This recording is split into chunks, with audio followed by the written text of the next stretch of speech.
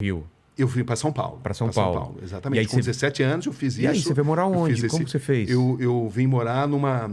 Primeiro eu fui morar com meu irmão, que estudava medicina aqui, mas eles não limpavam tanto o apartamento e eu tinha alergia a pó e comecei a passar mal. Aí eu precisei morar numa pensão. Era uma pensão na Rua Bahia, em Higienópolis, que era perto da Globo. A Globo ficava na Praça Marechal Deodoro e foi ali que eu morei, né? Logo no começo, com 17 anos, né?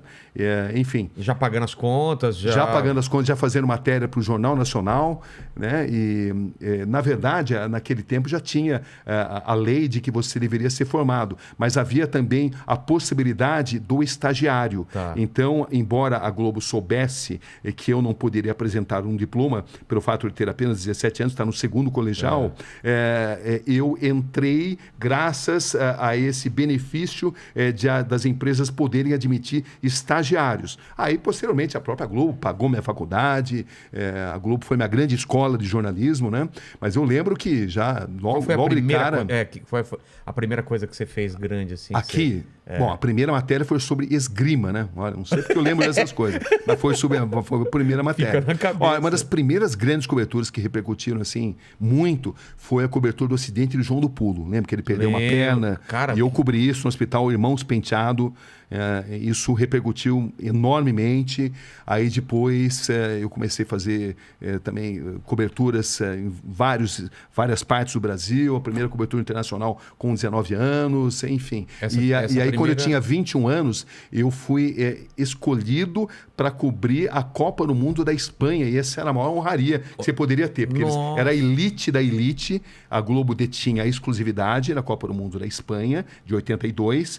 Então, ter sido escolhido foi algo assim muito importante para minha carreira. Nessa cobertura, eu tive a oportunidade de trabalhar com um cinegrafista monstro chamado José Wilson Amata, que é falecido, mas é um cara que abriu assim a minha mente para a importância de ter uma experiência no exterior, para aprender muitos idiomas. E um ano depois eu estava nos Estados Unidos, eu pedi uma licença para a Globo falou, não, a gente precisa de você aqui. Então eu pedi demissão, mas eu saí bem da emissora. E aí o que aconteceu? Um ano depois eles me convidaram para ser correspondente em Nova York. Mas por que você deu a louca assim, vou me desligar da Globo e vou para os Estados Unidos? O que você pensava? Porque essa cobertura da Copa do Mundo da Espanha e grandes eventos esportivos, eles abrem a sua mente, porque o grande evento esportivo ele tem o esporte, mas ele tem também um choque de civilizações, choque de diferentes culturas. Então, a minha cabeça se abriu para a importância de se dominar diferentes raciocínios, diferentes formas de pensamento e de ampliar os meus horizontes. Então, eu defini que eu tinha que aprender inglês, que tinha que ter uma experiência internacional. Aí eu pedi inicialmente, eu me matriculei no curso, pedi uma licença para a Globo. Eles disseram que não podiam dar, mas falaram, olha, você é um cara testado e aprovado. Nunca essa frase do Armando Nogueira, né? Era o Armando Nogueira e Alice Maria, os comandantes. E ele falou assim, olha, Cabrini, você é um cara testado e aprovado. Fique tranquilo que a gente vai estar com o seu nome sob perspectiva. Isso, de fato, aconteceu, porque um ano depois eu estava em Davis, na Califórnia, e eles me chamaram para ir para... Porque eu fiz o TOEFL, né, que é o exame, o teste de inglês que você precisa para entrar numa universidade. Eu consegui uma vaga no curso de jornalismo de Sacramento, lá na Califórnia. E aí, quando eu estava começando o curso, a Globo me chamou para ir para Nova York, que foi quando foi um momento decisivo na minha vida, porque eu tive a chance de conviver com Paulo Francis, que era um cara que eu tentava sugar cada experiência dele. Era um cara de extrema sabedoria. Você tem noção do tamanho que foi o Paulo Francis? Era incrível. Tudo que ele fazia, até aquilo que eu não concordava, era fascinante. Porque ele sabia defender os seus argumentos. Tive a chance de conviver com o Hélio Costa, que na época era o grande repórter. Ele detinha a arte de prender a atenção das pessoas no Fantástico. Não sei se você já ouviu falar disso, mas ele fazia grandes matérias no Fantástico, e eram matérias com uma audiência absolutamente extraordinária. A voz dele eu lembro. Exatamente aquela. Depois ele virou político e tal. E ele era o diretor do escritório. Entendi. E o Lucas Mendes, que era assim, o maior exemplo da fina ironia de um texto privilegiado. Então, você imagina alguém de 21 anos convivendo com essas feras, tendo essa experiência. Né? Então, eu sou muito grato pelas experiências que o jornalismo me proporcionou. Tudo aconteceu muito rapidamente. Você está falando muito rápido. Desculpa de eu voltar às vezes as coisas, mas... Eu falo muito rápido e muito, né? Ainda bem que quando eu entrevisto, eu sou curto e grosso, né? Mas quando eu dou entrevista... Não, mas é que tem tanta coisa interessante. Eu quero voltar para a Copa de 82, que foi aquele sofrimento, né? Foi. Não foi a Copa do Paulo Rossi? Foi a Copa do Paulo Rossi. Eu lembro eu estava no... Você estava onde nesse jogo? É o seguinte, eu inicialmente cobri os aniversários da Espanha, que eram Honduras, a Irlanda e Iugoslávia. E a cobertura foi tão boa justamente porque eu obedeci um ensinamento que me foi passado por Raul Bastos, que era um grande jornalista na época. Ele falou: Cabrini, conte uma boa história. Eu falei: então eu vou tratar de contar boas histórias. Então eu lembro que na Irlanda tinha ali, na Iugoslávia, tinha gêmeos, então a história dos gêmeos, que eram confundidos até dentro do campo. Aí tinha a história do Arzu, que era um goleiro que tinha sido pugilista de Honduras. Honduras era o time mais humilde, um time que recebia muito pouco e mesmo assim conseguiu grandes resultados. Enfim, eu me destaquei tanto com essas coberturas que o Armando Nogueira me telefonou e falou assim: olha, você agora vai passar a cobrir o Brasil. Só que tinha um detalhe: o Brasil precisava passar pela Itália. E eu lembro que eu estava no centro de imprensa e essa cena é muito marcante, porque eu vi o centro de imprensa inteiro chorando.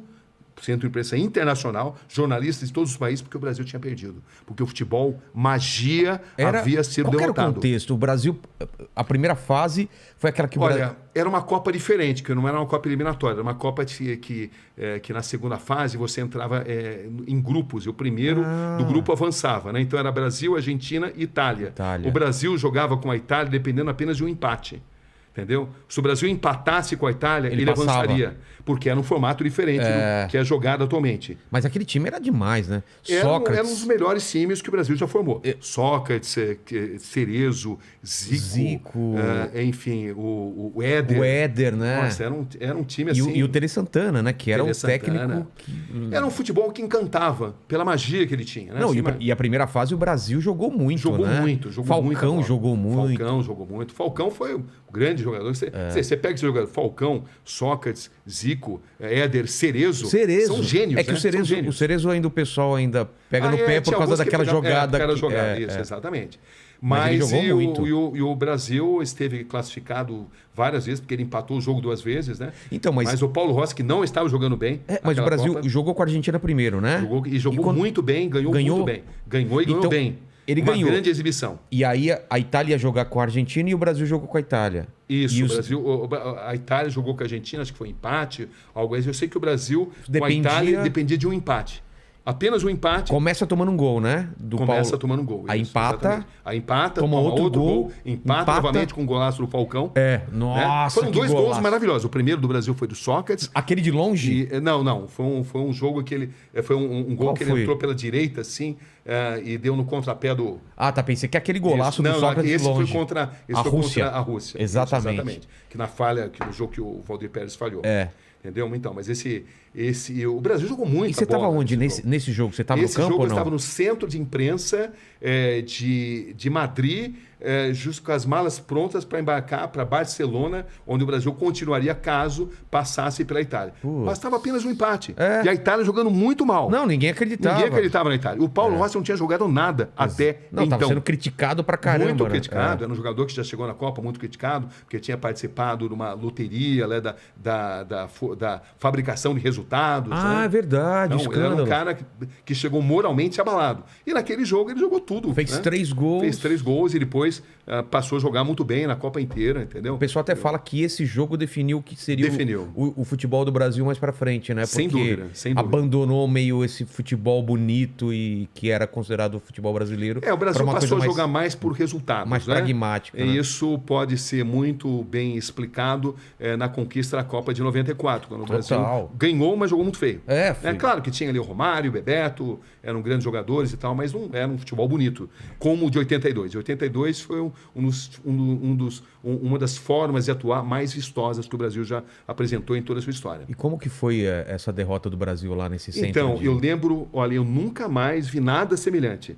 porque é natural quando um país deixa a Copa que as pessoas que são daquele país, os jornalistas inclusive, fiquem abalados emocionalmente. Mas ali você saía na área comum e você via todos os jornalistas chorando e incrédulos. Não como só do isso Brasil. pode acontecer? Não só do Brasil. Caramba. Eu lembro, e eles se aproximavam de nós, brasileiros, para nos consolar. Eles nos consolavam, entendeu? E não acreditavam que aquilo pudesse ter acontecido. Era como se a Copa não tivesse acabado naquele momento, porque a magia tinha terminado. Porque o futebol do Brasil era uma poesia aos olhos das pessoas. Então, mas Quem é foi uma campeão poesia daquele? que não conseguiu o resultado. Quem foi a Itália. A Itália mesmo? Foi. Pô, A depois Itália. disso ela Mas subiu. depois disso ela subiu. Naranjito, né? Que era o símbolo da... Isso, exatamente. Poxa. E aí você vai pra Califórnia, estuda. Como é morar em Nova York? Pra um cara Nova de York é a Piracicaba. capital do mundo, né? Você de Piracicaba e de repente tá em Nova York morando e trabalhando. Olha, com eu esses lembro caras. que na época eu ganhava $200 por matéria. Eu tinha uma verba de $2.000. $2.000 valia mais do que vale atualmente, né? Mas que eu tinha que preencher com matérias. E é claro que não é dinheiro para eu viver assim de uma forma muito confortável. Mas você que bancava, por exemplo, o aluguel das coisas. Eu que bancava. Eu que E deve ser caro lá. Era né? caro, era caro. Era caro, mas ao mesmo... Então, eu morava num lugar perto de Little Italy, um lugar até relativamente perigoso, mas eu podia pagar e, enfim, eu não estava preocupado com isso. Tudo era festa. Tudo é festa. E foi um dos momentos mais marcantes. Eu lembro, a minha primeira matéria foi sobre a reforma da Estátua da Liberdade. Aí depois eu fiz uma matéria sobre John Glenn, que estava lançando a sua candidatura à presidência da República. Eu lembro que se Glenn não conseguisse ser mais carismático... O astronauta?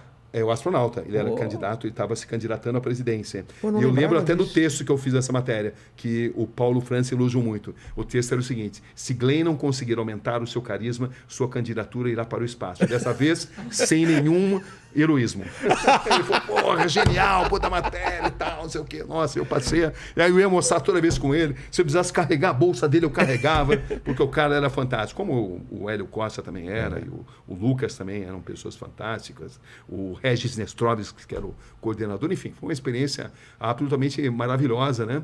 E eu pude cobrir um pouco de tudo, enfim. Depois eu fui correspondente na Globo um outro momento em Londres. Em Londres também? Em Londres, eu fui correspondente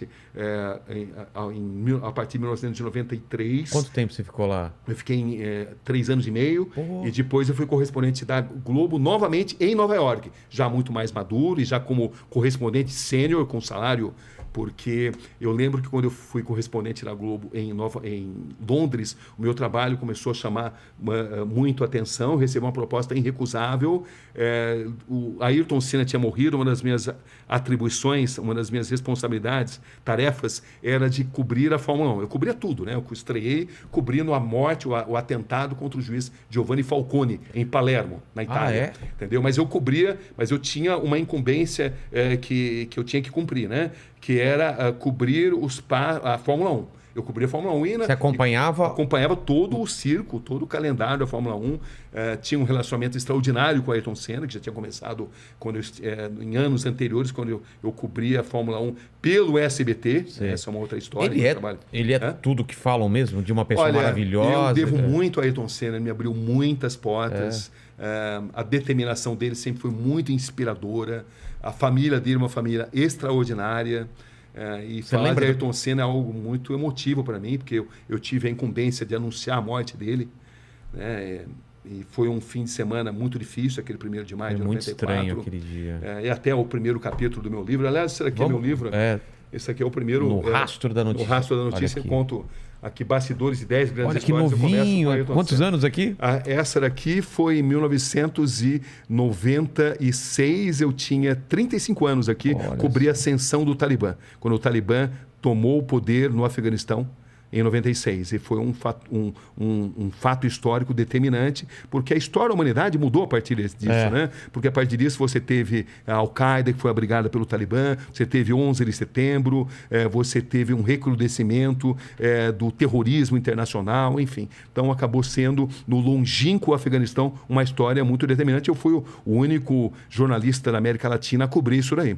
Antes de falar, é um dos capítulos desse livro. Antes de falar sobre esse capítulo, me explica esse livro, que são 10, você falou que são 10 histórias, né? São bastidores. O difícil,